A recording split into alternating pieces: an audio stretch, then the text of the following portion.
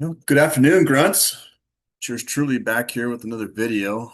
Right now, I'm averaging about a video every 2 to 3 weeks here lately. It's been busy time of year. Been out at the lake quite a bit, catching quite a few fish, travel, helping family brand, you name it. It's been pretty busy. But today, I want to talk about why should you get married? What do you have to gain that you couldn't have if you just had a regular relationship? The reason why I want to talk about that is on Saturday, the girlfriend and I, we drove down to one of the reservoirs here in Nebraska, just south of my location. Her niece got married on Saturday afternoon. Beautiful, beautiful setting for a wedding. It was right up on a bluff there overlooking the lake and really nice setting. But I find myself always wondering and kind of thinking, how long will this marriage last? And if you guys follow, if not just my channel, but other content creators that talk about this same subject material, you'll learn that um, the odds are not in their favor. The family court system's not going to help the guy out one bit if he goes through divorce. Just a lot of factors that just work against the guy in marriage. And so when I go to these weddings anymore now, I instead of and I do I do wish them the best. I do wish them all the happiness in their marriage. Like I said, I do, but I don't chastise guys for getting married. I just think it's a dumb decision to make, especially in the last 15, 20 years. We've seen divorce rates spike. We're now at 6 out of 10 marriages are ending in divorce. And if you take 10 of those failed marriages, nine of those divorces are initiated by women. Okay. And so what does a guy, so when you hear stats like that, and if that woman is college educated, the chances of divorce go up because if you recall back in our much older days, 80, 90 years ago, like my grandparents' generation, it wasn't uncommon. You had a traditional marriage. Wife stayed home. She cooked, cleaned, raised the kids, did laundry, did the dishes. It was a typical Ward and June Cleaver household. Ward went to go to work. He worked his 8 to 5, 9 to 5, come home. June would have clothes washed, ironed, and put away, would have his suit ready for the next day, would have hot meal on the table when he got home, stuff like that. And we don't have that anymore because both husband and wife are working. So now the wife is also contributing resources to the marriage. Where women in my grandparents' generation, even in my parents' generation, I grew up where my mom was a stay-at-home mother. She didn't have to work. And so we're talking probably the younger boomers to all the way up to the current generation or Gen Z now. And so when you look at the statistics, the data, um, women don't need men for marriage. So I could end this video and say, well, why do it? There's no reason to get married now. You don't have traditional marriages anymore. My marriage wasn't traditional. My wife worked as well as I was working. Um, she was bringing in resources. I was bringing in resources, and it was a non-traditional marriage, and it failed not because of that, but she filed a no-fault divorce because, well, that's the easy way to get out of marriage is you file a no-fault divorce. She's got a job, she can pay for her own bills, her own mortgage, her own this and that. She could um, support our remaining child that we have together, and so there's no reason to even be married. So why are people doing it? I think we're confused as a society. We want to have these traditional marriages, and guys still have the mindset that, well, if I marry her, then it takes me off the sexual marketplace, so long as it pulls her off the sexual marketplace as well. And see, when two people enter in a relationship like that, one of the parties has to, um, oh, what term do I want to use for this? They want to, one person has to sacrifice their sexual strategy. Like for men, their sexual strategy is to scatter seed. Women's sexual strategy is to find the highest value man that she can to pair bond with. And so they both have to make that sacrifice. Well, I guess the term is abandon. So he has to abandon his sexual strategy and she has to abandon hers because in her mind, she thinks that she's found the highest value option she can find in a guy. And then he has to abandon his sexual strategy, which is to scatter seed with multiple women. And then they come together and then they make that monogamous arrangement called marriage. But outside that, um, I did a video that compared marriage versus just a regular good old relationship. Because you see, guys, when you enter into marriage, you not only enter into a contract with the state, there's three people involved in your marriage. Three people involved in your marriage. That's you, your new wife, and the state are involved in your marriage. The state is a silent partner. And the reason why they're a silent partner, they don't rear their ugly head until the divorce is filed. So, like when you go down to your courthouse, you get the marriage license. Once you file that marriage license with the county court, you're as good as married. Now you just go off and you have the ceremony. So you essentially you seek permission to marry this woman, and then when it's time for divorce, you or her have to go seek permission from the state to break up. And then when you look at other factors of marriage too, you look at the change in the power dynamic. We've always said that women hold control over sex, women hold control over sex, men hold control over the relationship. Women decide when sex happens, men decide when a relationship happens. The men do ultimately decide if that woman is marriage material through courtship. Like I always recommend guys, you court or date a woman for over 2 years before you decide to get married. That way you learn more about her and any behavioral issues she's hiding, that gives time to rear its ugly head. And within that 2 years, you might dodge a bullet. Or if she is a unicorn, if she's that woman that's virtuous, she's in good shape, she's faithful, she's supporting of your mission, she enters your frame, and on and on and on. She knows how to take care of herself. In turn, she'll take care of you. But more often times than not, when men enter marriages, we see a shift in power. So, like I mentioned earlier, men, we decide when relationship happens. So we date a woman for 6, 8 months or whatever, and then she comes up and says, "Well, we've been seeing each other for 6, 8 months. Where's this going? I want to be exclusive with you. You're my guy." And then you come back and say, "Well, yeah, I think you're a good woman. You support my mission. We share the same morals. We share the same values, same beliefs. We have a lot of things in common. Yeah, why not pursue the relationship?" And then you take it on further and you do marriage, and then that's when things typically change after you get married. So now you get married, so the relationship power dynamic shifts to her. You hear you all should be all too familiar with the phrase happy wife, happy life. Oh, I've heard that many times, and I've said it a few times myself back in my marital days, and it's just the dumbest thing I've ever said. And well, it's the most dumbest thing I've ever said, but it's also the dumbest thing I've heard other guys say about their wives.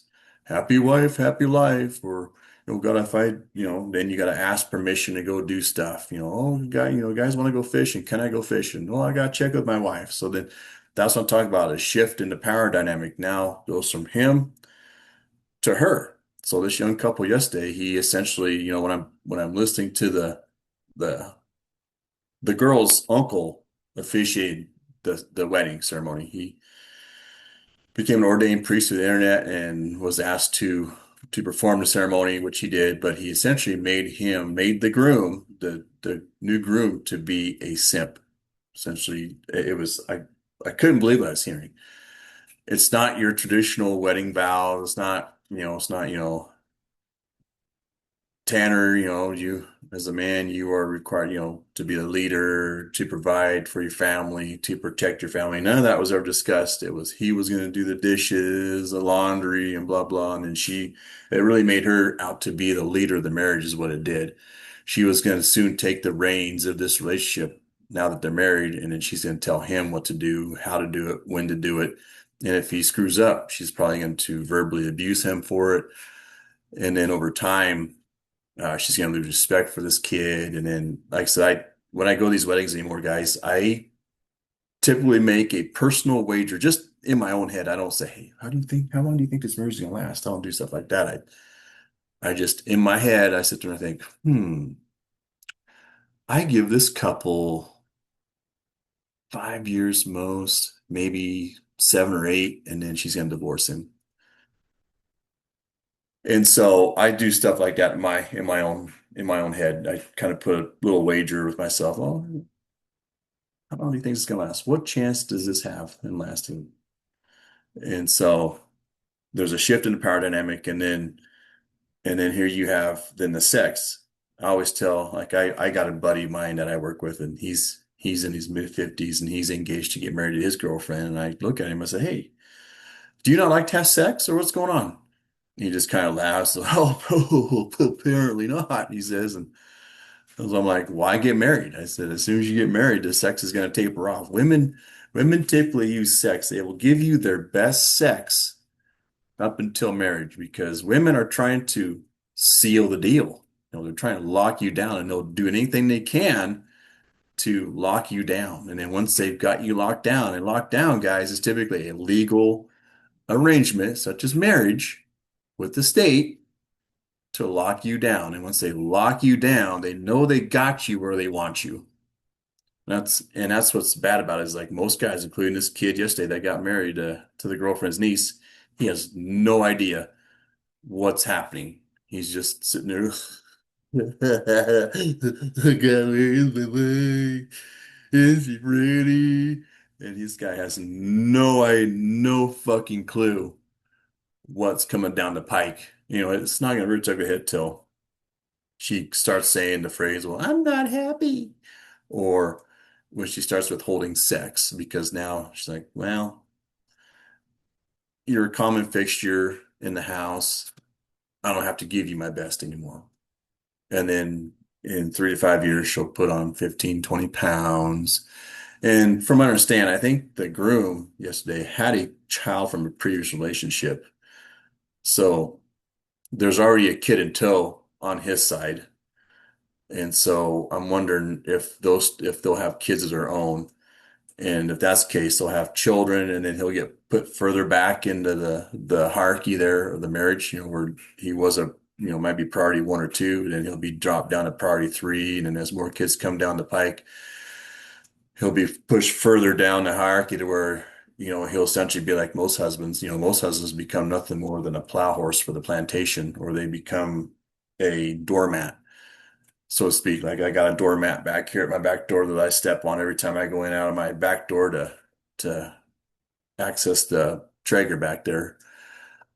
And so guys, they become this because as a man, we sacrifice our happiness for our families. Okay. You know, I talk to guys, I know a guy that used to enjoy working on cars as a hobby, and now he tells me, well, I'm not allowed to partake anymore. Meaning he's saying, well, the wife won't let me do that. Wife won't let me buy an old classic car to wrench on evenings I'm not at work or on my off days. Like I'm not allowed to partake. You hear stuff like that from married guys. It's when your marriage gets to that point where as a man, you have no freedom. As I personally believe, if you have hobbies, you should never abandon your hobbies. Okay. A man needs time to himself, just as a woman needs time to herself. A woman needs hobbies outside the marriage to pursue, just as a man needs hobbies outside the marriage to pursue. And then the marriage would be fine if men and women can just part time away from each other, do an activity they love, and then come back together and be as good again. So you're going to see a lot of that going on with this marriage, as if more kids were to come in the picture. The sex will drop off. Okay. And so you get to about that year 5 to 6 mark, um, wife starts getting fat. She starts being unpleasant. She starts yelling at him more because he's not man enough for her anymore. He's tired. He's working, 50, 60, 70-hour work weeks, doing what he's doing to support the family that's continuously growing. She becomes more resentful for it, and she starts, losing respect for her husband. And next thing you know, "Oh, I'm not happy." And then that's when you know the marriage is over. And then for that poor groom husband now, he's got to be prepared for what's coming down the pike, and that's usually divorce. And that's where you sit there and you look back, like I think back, I was married for 19 and a half years, went through the family court system, lost my home, half my assets, most of the money the wife and I accrued. I didn't get any of that. I was forced out of my home on my youngest son's birthday. Um, Stuff, I didn't even think of those things either when I got married. Never did think it would ever happen to me. Didn't think I'd be a casualty of divorce, but I am. Um, Divorce, on the other hand, has made me a bigger man, or not a bigger man, but a better, stronger man than I was before when I was married. So I don't really envy it as much. I wasn't nearly as damaged as most guys get. A lot of guys get severely damaged by divorce. I didn't. But again, guys, that's a risk you take, because when you get married, a man assumes all the risk and gets none of the reward. Oh yeah, he's got a beautiful bride standing in front of him. She's dressed in white, got a nice veil. Her hair looks great. She looks fine. She's a beautiful woman on her wedding day. And you think, man, I hit the jackpot with this one. I gotta keep her. I got a good one here, guys. I got a good one. And then, 7 to 10 years later, she drops the big D on you, and or she's out there dressing up on Friday nights there, telling her husband, "Well, I'm going to dinner with the girls," and she's dressed in low cut top, maybe short shorts, depending on the weather, maybe a short dress, a skirt. "Oh, I'm having dinner and drinks with the girls at the local restaurant here in town. I'll be back in a couple hours." And unbeknownst to you, she's meeting Chad somewhere, and he's going to blow her back out and send her home at 1 a.m. and she's gonna come sneak into your home at 1 a.m. And so yeah, guys, there's no so again, I ask why get married when the the deck is stacked against you guys when you get married.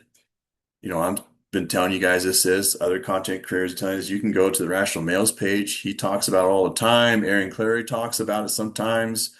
Terrence Pop talks about it all the time. You can go to Coach Greg Adams' channel. He talks about it all the time. And there's a handful of other guys that are out here pumping this information out onto the internet that the guys like me, never had when I was that age. Hell, the internet was just up and coming when I was 20 something years old.